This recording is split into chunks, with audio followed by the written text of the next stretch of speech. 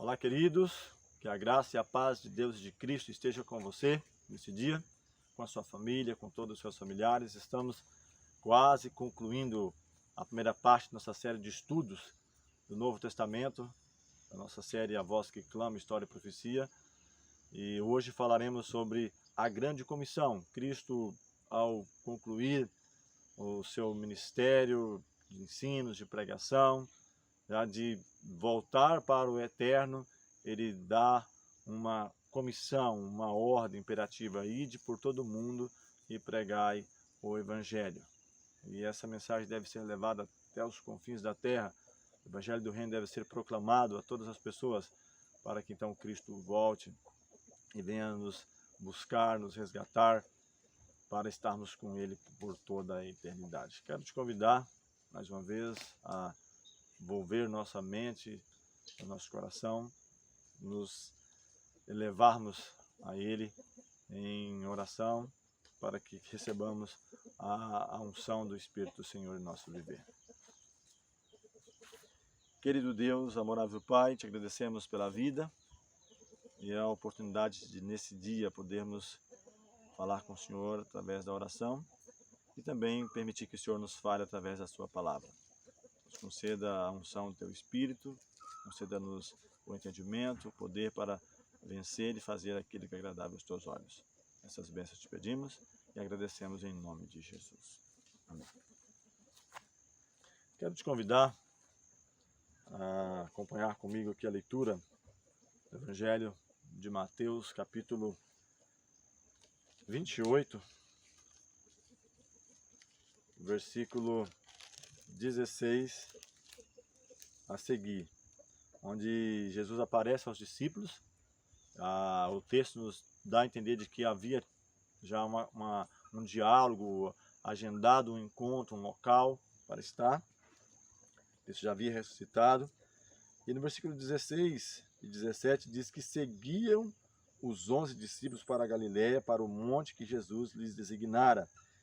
E quando o viram, adoraram, mas alguns duvidaram. Então, aqui só está os 11, Judas já havia morrido, tirado a própria vida, né, pelo remorso de ter traído, negado o seu mestre, o seu líder.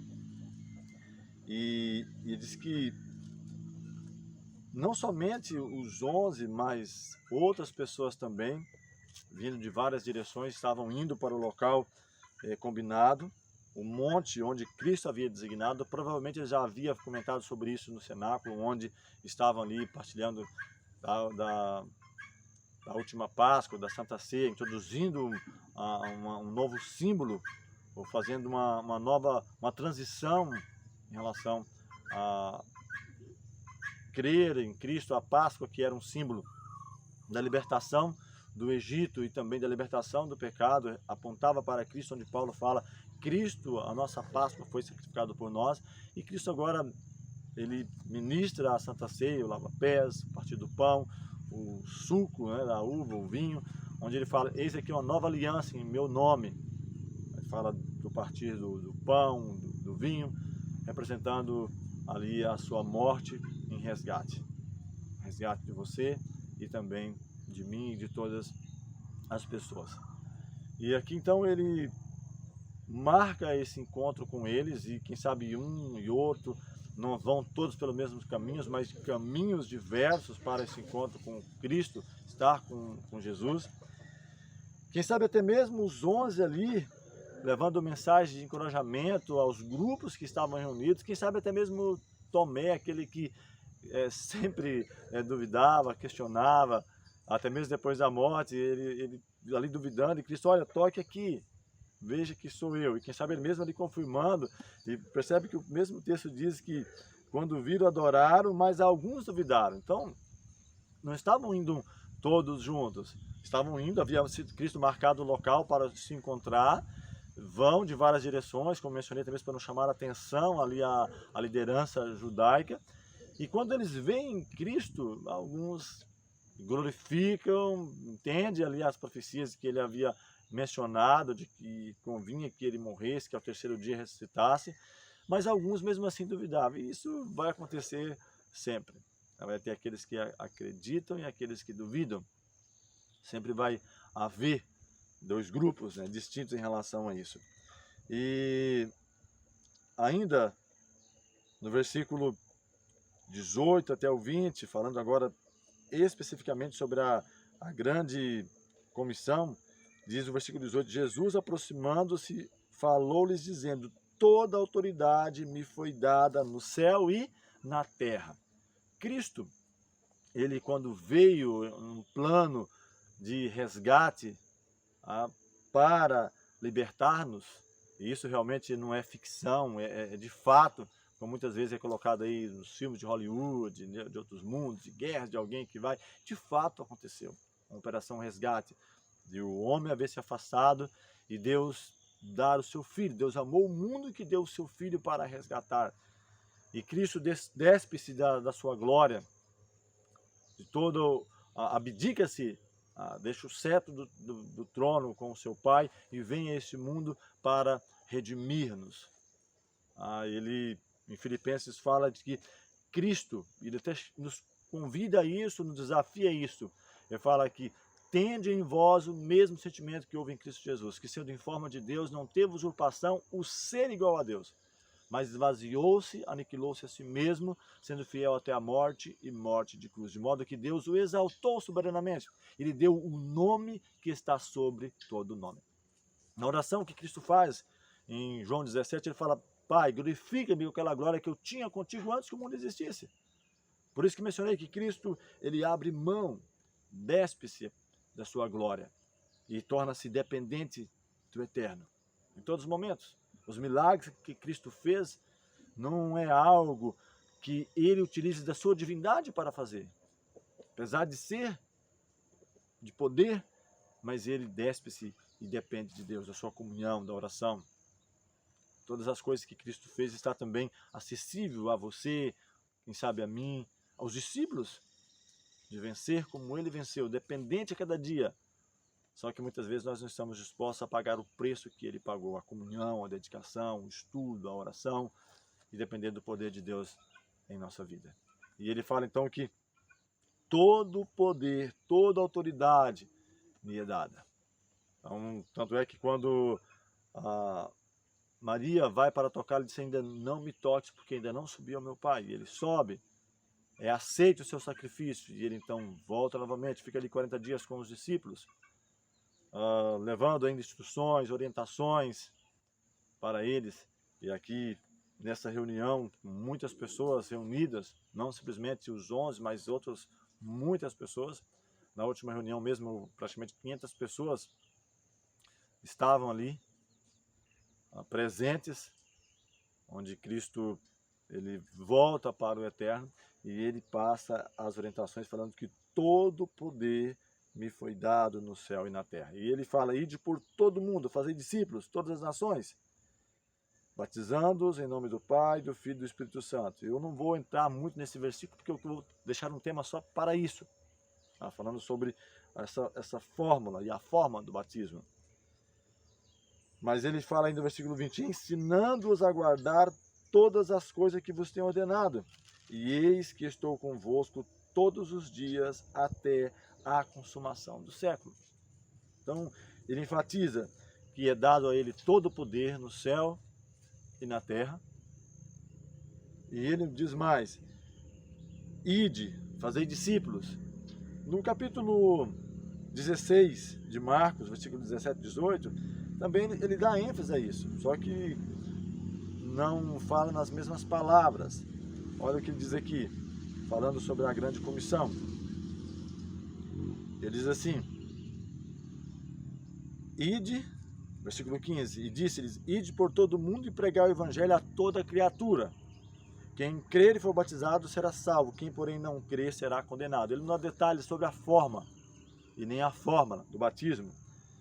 Vou falar só sobre isso no nosso próximo estudo. E ele fala mais ainda, estes sinais hão de acompanhar aqueles que creem em meu nome, expelirão demônios, falarão novas línguas, pegarão em serpentes, e se alguma coisa mortífera beberem, não lhes fará mal.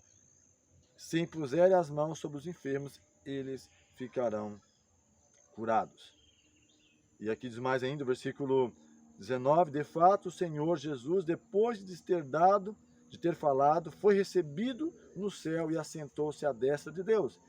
E eles, sendo partido, pregaram em toda parte, cooperando com eles o Senhor e confirmando a palavra por meio de sinais que se seguiram. Então aqui, Marcos, ele enfatiza de que eles, depois de ter recebido orientações, o Senhor é recebido em cima, nas alturas, e coopera com eles. Então é Cristo que continua a cooperar com eles.